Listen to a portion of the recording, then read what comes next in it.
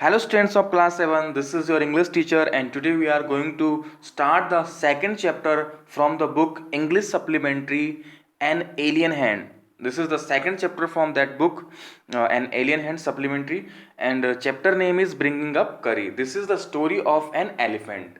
इस चैप्टर में आपको एक एलिफेंट की स्टोरी बताई गई है और एक बच्चे की जो बच्चा जो है यहाँ पर वो राइटर खुद है जो अपने बारे में बता रहा है कि जब वो छोटा था तो उसको एक एलिफेंट दिया गया था और उसके बाद उस एलिफेंट के साथ क्या क्या इंसिडेंट हुए, क्या क्या चीज़ें उसके साथ हुई, वो सब कुछ इसमें डिस्क्राइब किया गया है। तो स्टार्ट करते हैं यहाँ से।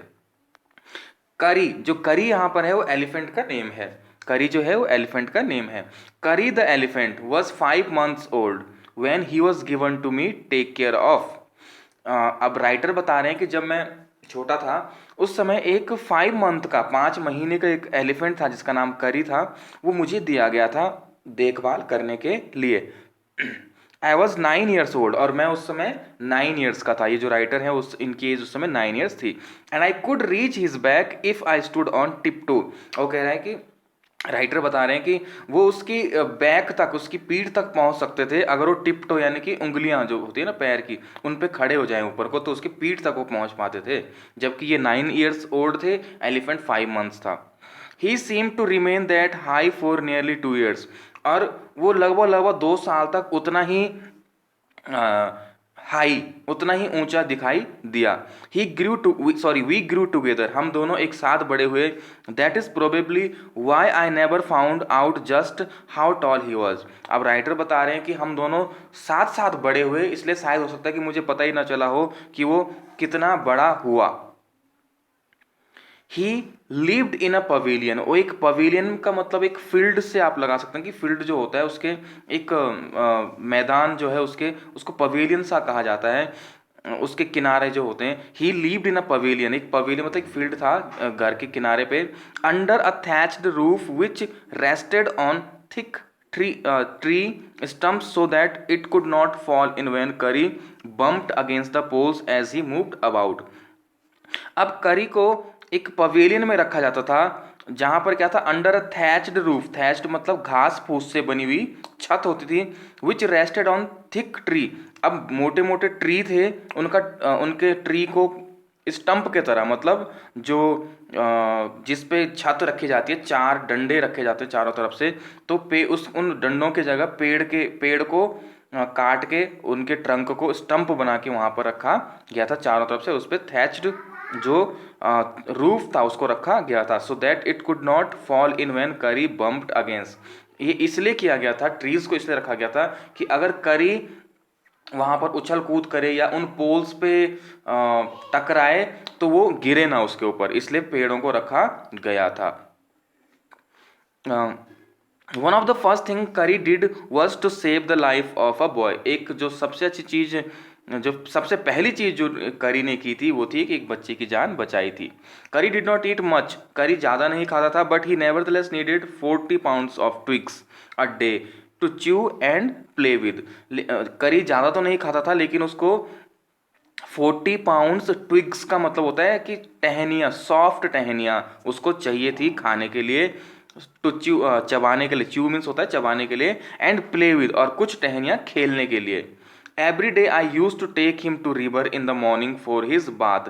हर सुबह मैं उसे रिवर लेकर जाता था नहलाने के लिए, ये राइटर बता रहे हैं। He would lie down on the sand bank, वो सैंड के ऊपर लेट जाता था। While I rubbed him with clean sand of river for an hour, जिस जहाँ पर मैं उसे जो क्लीन जो सैंड होती थी, रेत, उससे उसकी बैक, उसकी पीठ को रगड़ा करता था। After that he would lie in water for a long, उसके बाद वो पानी में चला जाता था, पानी में लेटा रहता था काफी देर तक। On coming out his skin would be shining like ebony, और जब पानी से वो बाहर निकलता था तो इसकी स्किन ऐसे साइन कर रही होती थी जैसे इबोनी। इबोनी एक ट्री होता है जो बारिश के टाइम पे चमकता है। एंड ही वुड स्क्वेल, ये देखिए यहाँ पर ये दिखाए गए ना, पेड़ रखे गए हैं, ये इस तरह से ये रखा गया, ये स्टंप बनाए गए हैं उसके लिए, और ऊपर घास फूस रखी हुई है।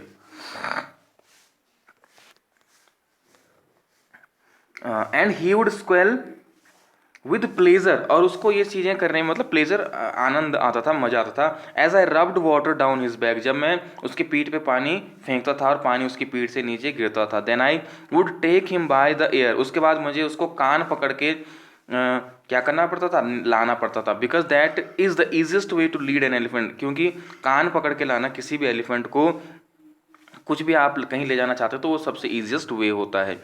The end leave him on the edge of jungle, और उसे मैं फिर उसके बाद जंगल के किनारे पे छोड़ देता था। While I went in to the forest, और मैं खुद जंगल में चला जाता था। To get some luscious twigs, उसके लिए कुछ डेलीसियस, कुछ अच्छी सी ट्विक्स इकट्ठा करने के लिए, यानी कि टहनियाँ खाने के लिए।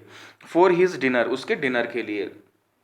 One has to have a very sharp हैटेज टू कट डाउन, मीन्स अगर आप दीज ट्विक्स, अगर आप इस तरह की ट्विक्स काटना चाहते हैं, कि टहनियाँ काटना चाहते हैं, तो आपको बहुत ही शार्प जो एक हैचेट आपके पास होनी बहुत जरूरी है। यानी कि हैचेट का मतलब यहाँ पर है एक टाइप की छोटी सी एक्स होती है, कुल्हाड़ी।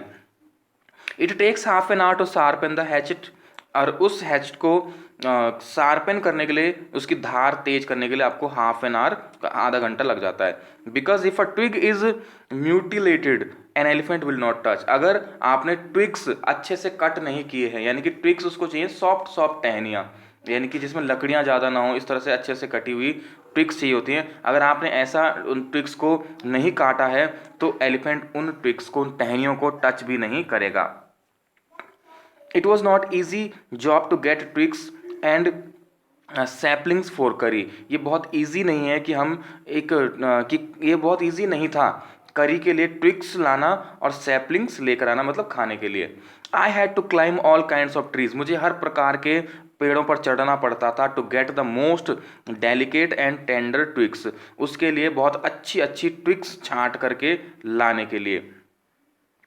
As he was very fond of young branches of the banyan tree, जैसे कि वो बैनियन ट्रीज के जो यंग छोटी छोटी ब्रांचेस होती थी उसको खाने का बहुत शौकीन था। फॉन्ड मीन्स होता है शौकीन।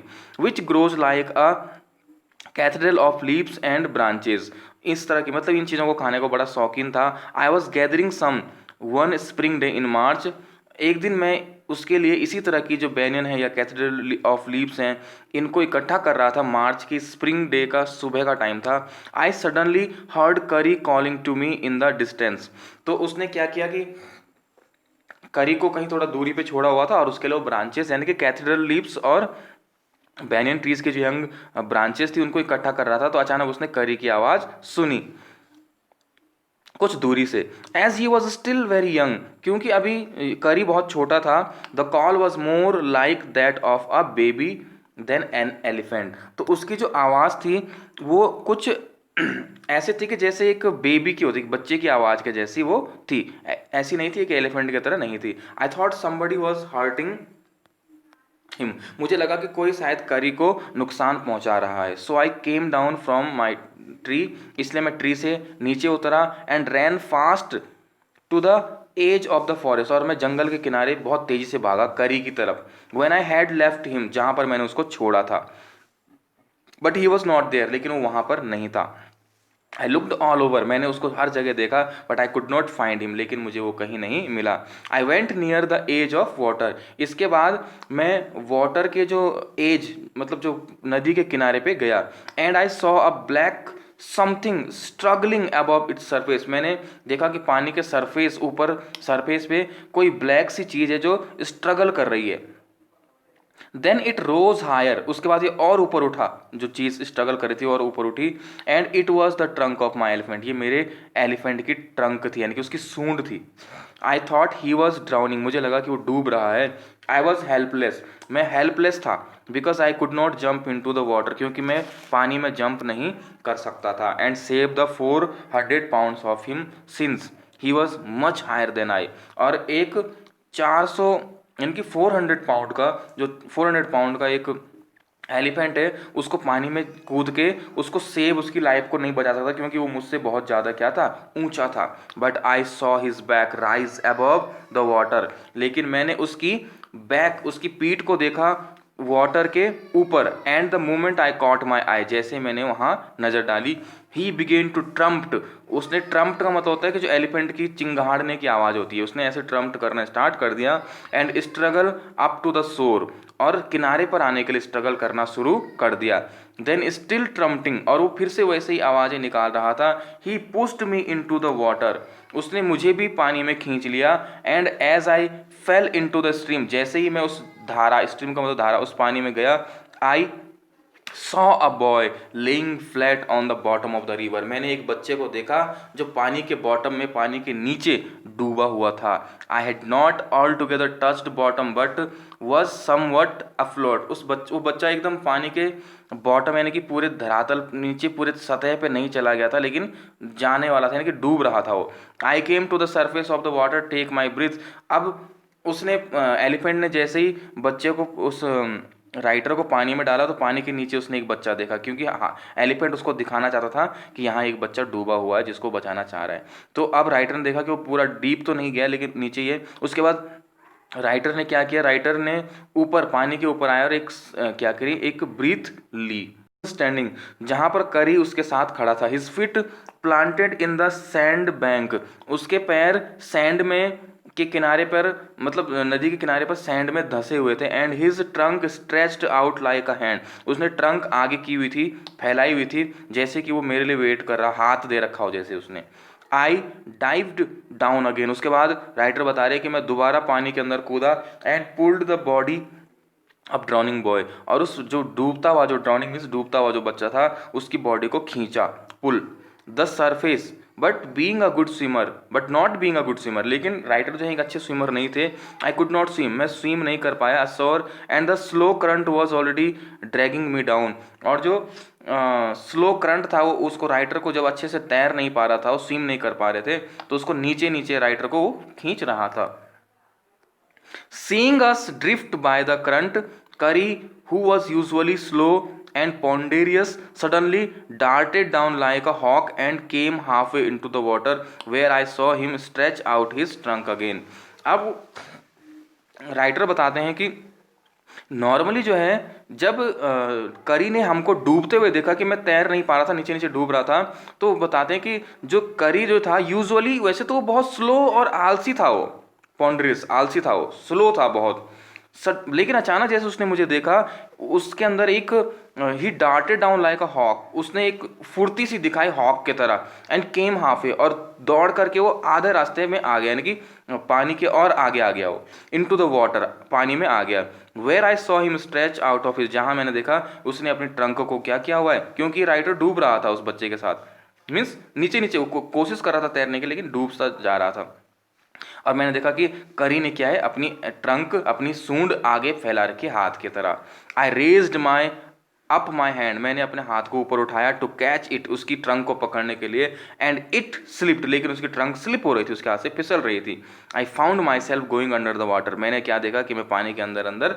जा रहा था, but this time I found that the water was not very deep, लेकिन इस समय मुझे लगा कि पानी इतना गहरा नहीं है, क्योंकि वो काफ़ी आगे आगे आ चुका था, so I sank to the bottom of the river and doubled my feet, अब उसने देखा कि जब पानी ज़्यादा गहरा नहीं है, तो उसने क्या किया कि और ज़्यादा स्पीड बढ़ा दी अपने पैरों की, and suddenly kicked the river bed and so shot upward like an arrow, और एक किक मारा, और सीधे एक एरो की तरह, एक तीर की तरह राइटर उस बच्चे को लेकर सीधे बाहर निकल गया और किनारे पर आ गया, in spite of fact that I was holding the drowning boy, और तब उसको पता चला कि उसने उस बच्चे को भी पकड़ा हुआ था अपने साथ, विद माई हैंड, अपने हाथों से, as my body rose above the water, जैसे ही उस मेरी बॉडी पानी से बाहर आई, I felt a lasso around my neck, मुझे एक स्नेक जैसी, मतलब लैसो मीन्स जैसे स्नेक की बॉडी होती है इस तरह की, एक ऐसी चीज, एक गांठदार टाइप की एक ऐसी चीज मुझे अपने नेक, अपने गर्दन के अराउंड चारों तरफ दिखाई दी, जो लिपटी हुई थी, दिस फ्राइटेंड मी, इससे मैं डर गया, I thought some water animal was going to swallow me, मुझे लगा कि शायद कोई पानी का एनिमल है जो मेरे साथ आ गया और मुझे सॉलो करने वाला, निगलने वाला है, आई हर्ड करी स्क्विलिंग, फिर मैंने करी की आवाज़ सुनी, and I knew it was his trunk, और मैं समझ गया कि ये जो गले में मेरा था ये करी की क्या थी, ट्रंक थी, अबाउट माई नेक, मेरे नेक के चारों ओर, he pulled us both ashore, उसने अपनी ट्रंक से मेरी गर्दन को पकड़ के हम दोनों को बाहर खींचा था। करी वॉज लाइक अ बेबी, करी एक बेबी की तरह था, एक बच्चे की तरह था। He had to be train to be good, उसको ट्रेन करना था। If you did not tell him when he was naughty, he was up to more mischief than ever, अगर आप उसको बोलोगे नहीं कि वो नॉटी है, मीन्स उसको समझाओगे नहीं, सिखाओगे नहीं, तो वो क्या करेगा, बहुत मिसचीफ करेगा, यानी कि बहुत शैतानियाँ करेगा। फॉर इंस्टेंस, एक बार की वो कहानी बताते हैं, एग्जाम्पल देते हैं। One day somebody gave him some bananas to eat, एक बार किसी ने उसको बनानास दिए थे खाने के लिए। Very soon he developed a great love for ripe bananas, और उसके बाद धीरे धीरे उसको बनानास जो थे क्या हुए, पसंद आने लगे, बहुत ज़्यादा पके हुए बनानास, राइप मीन्स पके हुए।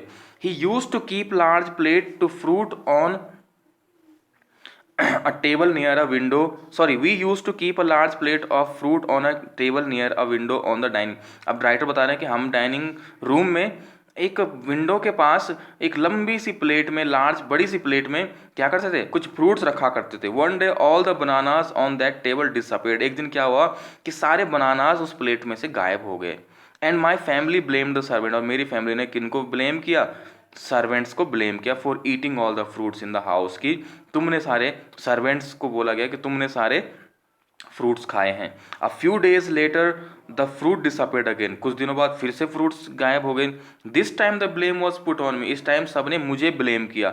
And I knew I had not done, और मुझे पता था कि मैंने ये नहीं किया है। It made me very angry, इससे मुझे बड़ा गुस्सा आया। विद माई पेरेंट्स, अपने पेरेंट्स पे, एंड सर्वेंट्स पे भी। For I was sure they had taken all the fruits, क्योंकि मुझे पता था कि सर्वेंट्स ने ही सारे फ्रूट खाए हैं। The next time the fruit disappeared, और अगली बार फ्रूट्स फिर से डिसअपेयर, यानी कि वहाँ से गायब हो गए। I found a banana all smashed up in curries pavilion, उसके बाद मुझे एक बनाना जो कि स्मैश मतलब कुचला हुआ पैरों से टाइप से ना, स्मैश मिला करी के पवेलियन में, जहाँ करी रहता था। दिस सरप्राइज्ड मी, जिससे मुझे बड़ा सरप्राइज हुआ। For I had never seen fruit there, मैंने कभी भी करी की पवेलियन में फ्रूट्स नहीं देखे थे। एज यू नो, जैसे कि आपको भी पता है, he had always lived on twigs, क्योंकि वो क्या खाता था, ट्विग्स खाता था, तो उसके चारों ओर ट्विग्स पड़े होते थे, केवल टहनियाँ पेड़ों की। नेक्स्ट डे, अगले दिन, while I was sitting in the dining room, मैं जब डाइनिंग रूम में बैठा हुआ था, वॉन्डरिंग, ये सोच रहा था, whether I should take some fruit from the table without my parents permission, कि ये सोच रहा था कि मैं कैसे अपने पेरेंट्स की परमिशन के बिना ये फ्रूट्स खा सकता हूँ। ये सोच रहा था। अ लॉन्ग ब्लैक थिंग, एक लंबी सी और काली सी चीज, very much like a snake, जो स्नेक की तरह थी, suddenly came through the window से आई, and disappeared with all the bananas, और गायब हो गई सारे बनानाज को लेकर के। I was very much frightened, मुझे बहुत डर लगा, because I had never seen snakes eat bananas, क्योंकि मैंने कभी नहीं देखा था कि स्नैक्स जो होते हैं वो बनानाज खाते हैं। And I thought it must be terrible snake, और मुझे लगा, मैं सोचने लगा कि ये पक्का कोई बहुत टेरिबल स्नैक होगा, डरावना स्नैक होगा, that would sneak in take fruit, जो कि फ्रूट खाता है। आई क्रैप्ट आउट रूम, वो रूम से बाहर भागा, एंड विद ग्रेट फियर, बहुत डरा हुआ था। In my heart ran out the house, घर से बाहर आ गया। Feeling sure that the snake would come back in to the house, और ये सोच रहा था कि जो स्नेक है वो कभी ना कभी ये सोचते हुए feeling sure that the snake would come back in to the house, eat all the fruit and kill off us, ये सोचते हुए कि एक न एक दिन स्नैक दोबारा घर में आएगा, and eat all the fruit, सारे फ्रूट्स खाएगा, किल ऑल ऑफ अस, और हम सबको किल मार देगा। एज आई वेंट आउट, जैसे ही मैं बाहर गया, I saw curries back disappearing in the direction of pavilion, मैंने देखा कि जहाँ पर करी का जो पवेलियन था वहाँ मैंने उसकी बैक को क्या देखा, डिसअपेयर होते, यानी कि आगे आगे बढ़ते हुए देखा, और वो गायब हो गई। And I was so frightened, और मैं बहुत डरा हुआ था। That I wanted his company to cheer me up, इसलिए मैं करी के साथ कुछ पल बिताना चाहता था। चेयर मी अप मतलब अपना मूड सही करने के लिए, क्योंकि डर के कारण। आई रैन आफ्टर हिम, मैं करी के पीछे पीछे गया इन to the pavilion, and I found him there eating bananas, और मैंने क्या देखा कि वहाँ पर करी बनानास खा रहा है। I stood still in astonishment, मतलब सरप्राइज, शॉक हो गया, और मैं वहां पर खड़ा हुआ था और शॉक था। The bananas were lying strewn all around him, banana चारों तरफ फैले हुए थे, उसके चारों ओर बनानाज फैले हुए थे। He stretched out his trunk, उसने अपने ट्रंक को आगे स्ट्रेच फैलाया, and reached for one far away from where he was standing, और जहां पर वो खड़ा था वहां से दूर एक बनाना जो पड़ा हुआ था उसको उठाने के लिए। That instant the trunk looked like a black snake, और उस समय मैंने देखा कि उसकी जो ट्रंक है, उसकी जो सूंड है, वो एक ब्लैक स्नैक की तरह लग रही थी। एंड आई रियलाइज दैट करी वॉज द थीफ, और मुझे समझ में आ गया कि जो चोर था वो कौन था, करी था। I went to him, pulled him out by the ear, मैंने उसका कान पकड़ा और कान पकड़ के उसको लेकर आया। जॉयसली सोड माई पेरेंट्स, और खुशी से अपने पेरेंट्स को दिखाने के लिए, दैट इट वॉज करी, कि वो जो चोर था वो करी था, नॉट आई, मैं नहीं था। And had eaten all the fruits these many weeks, जो कई हफ्तों से ये फ्रूट्स खा रहा था वो करी था। देन आई स्कॉल्डेड हिम, फिर मैंने उसको डांटा। For elephants understand words, elephants जो है वो वर्ड्स समझते हैं, एज वेल एज चिल्ड्रन, बच्चों की तरह, बच्चों के साथ। And I said to him, मैंने उसको बोला, next time I see you stealing fruit you will be whipped, अगर अगली बार मैंने तुम्हें फ्रूट्स चुराते हुए देखा तो means you will be whipped, यानी कि तुम्हें पनिशमेंट दी जाएगी। He knew that we were all angry, वो जानता था कि हम सब गुस्सा थे विद हिम, उससे। इवन द सर्वेंट्स भी। His pride was so injured, तो इससे उसका जो स्वाभिमान था वो बड़ा इंजर्ड हुआ। That he never stole another thing, इसलिए उसने कभी दोबारा कोई चीज़ नहीं चुराई डाइनिंग रूम से। And from then on if anybody gave him any fruit he always squealed as if to thank them, और अगर अगली बार कोई उसको फ्रूट्स देता भी था तो वो नहीं लेता था, ऐसा देता था जैसे थैंक्स बोल रहा हो, means no thanks.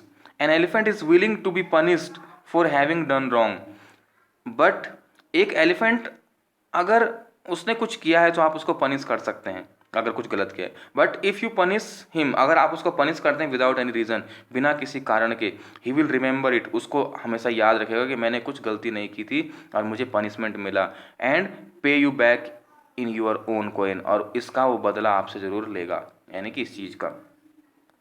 An elephant must be taught when to sit down, एक एलिफेंट को जरूर सिखाना चाहिए सिट डाउन, बैठना। वैन टू वॉक, कि कब उसे बैठना है, कब चलना है। वैन टू गो फास्ट, कब तेज चलना है। वैन टू गो स्लो, कब स्लो चलना है। You teach him these things as you teach a child, आपको उसको ये सारी चीज़ें ऐसे सिखानी होगी जैसे एक बच्चे को सिखाई जाती है। बच्चा मीन्स जो छोटा बच्चा, जैसे बच्चा पैदा होने के बाद उसको चलना फिरना सिखाया जाता है, बोलना सिखाया जाता है, ऐसे। इफ़ यू से धत and pull him by ear, अगर आप बोलेंगे धत और उसको कान से पकड़ के खींचेंगे, he will gradually learn to sit down, तो वो धीरे धीरे बैठना सीख जाएगा। धत का मतलब बैठना, आपको उसको धत बोल के बैठना सिखाना होगा। सिमिलरली इफ यू से माली, इसी तरह से अगर आप माली बोलते हैं, and pull his trunk forward, और उसके ट्रंक को आगे की तरफ खींचते हैं, he will gradually learn that it is the signal to walk, तो धीरे धीरे सीख जाएगा कि ये चलने का सिग्नल है। मीन्स धत बोलेंगे तो बैठना सिखाएंगे, और माली बोलेंगे तो चलना सिखाएंगे। करी लर्न माली आफ्टर 3 लेसन्स, करी ने जो माली की जो कमांड थी वो सीखी कम से कम 3 लेसन्स के थ्रू, 3 लेसन में, मतलब 3 बार में सीखा। But it took him 3 weeks to learn दत, लेकिन उसको धत सीखने में 3 हफ्ते लग गए। He was no good at sitting down, वो बैठने में इतना अच्छा नहीं था। And you know why an elephant should be taught to sit down, क्यों आपको पता है कि एलिफेंट को बैठना क्यों सिखाना चाहिए। बिकॉज ही ग्रोज टॉलर, क्योंकि वो बहुत लंबा होता जाता है, and taller than you who take care of him, और जो उसकी देखभाल कर रहा है उससे भी बहुत बड़ा ऊंचा होता है। So that when he is 2 और 3 ईयर्स, जब वो 2-3 साल का होगा, you can only reach his back with a ladder, तो आप उसकी बैक में, अगर आप उसकी पीठ में चढ़ना चाहते हैं तो आपको लैडर यानी कि सीढ़ियों का इस्तेमाल करना होगा। It is therefore better to teach him sit down, इसलिए अच्छा है कि आप उसको बैठना सिखाएं by saying that, so that you can climb upon his back, इसलिए आप उसकी बैक में चढ़ पाएंगे अगर वो बैठ जाएगा। For who would want to carry a ladder around all the time, ऐसा नहीं है कि आप हर समय लैडर लेके नहीं घूम सकते हैं, सीढ़ियाँ लेकर के। The most difficult thing to teach an elephant is master call, सबसे ज़्यादा जो इम्पोर्टेंट डिफिकल्ट है किसी एलिफेंट को सिखाना वो है master call. He generally takes 5 years to learn it properly. एक एलिफेंट को 5 साल लगते हैं मास्टर कॉल सीखने में। The master call is a strange hissing and howling sound. Master call एक अजीब सा हिसिंग मतलब होता है सांप जो हिसिंग जो ऐसी इस तरह से करता है, जो सांप जो करता है वो हिसिंग साउंड होता है, हाउलिंग साउंड होता है, as if a snake and a tiger were fighting each other. कि जैसे एक टाइगर और एक टाइगर की आवाज़ होती है हाउलिंग, और एक स्नैक आपस में लड़ रहे हों, ऐसा एक साउंड होता है। इन दोनों का मिक्सअप होता है ये। And you have to make the kind of noise in his ear. आपको इस तरह का एक साउंड में से एक मिक्सअप होता है, एक हिसिंग साउंड होता है सांप का, हाउलिंग होता है, जैसे टाइगर और स्नेक लड़ रहे हैं एक ऐसा साउंड होता है, वो मिक्सअप करके आपको उसके कान में बोलना होगा, सिखाना होगा। And do you know what you expect an elephant to when you get give him the master call. आपको पता है कि अगर आप किसी एलिफेंट को मास्टर कॉल देंगे तो उससे क्या होगा।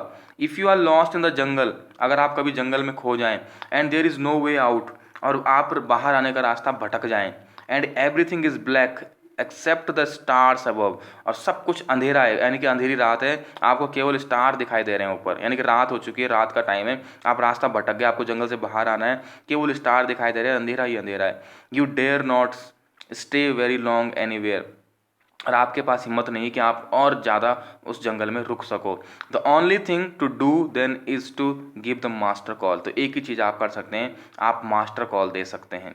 And at once the elephant pulls down the tree in front of him with his trunk. जैसे ही आप मास्टर कॉल देंगे, एलिफेंट क्या करेगा, पेड़ों को तोड़ना स्टार्ट कर देगा और रास्ता बनाना अपनी ट्रंक से पेड़ों को उखाड़ उखाड़ के तोड़ना शुरू कर देगा और रास्ता बनाना स्टार्ट कर देगा।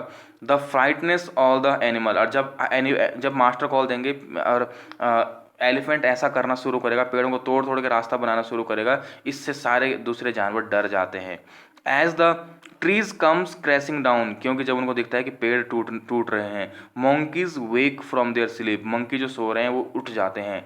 Run from branch to branch, और पेड़ जैसे यहाँ पर चित्र में भी दिख रहा है, ये पिक्चर जो आपके पास है, एलिफेंट पेड़ उखाड़ रहा है और जो मंकीज हैं एक ब्रांच से दूसरी ब्रांच में कूद रहे हैं।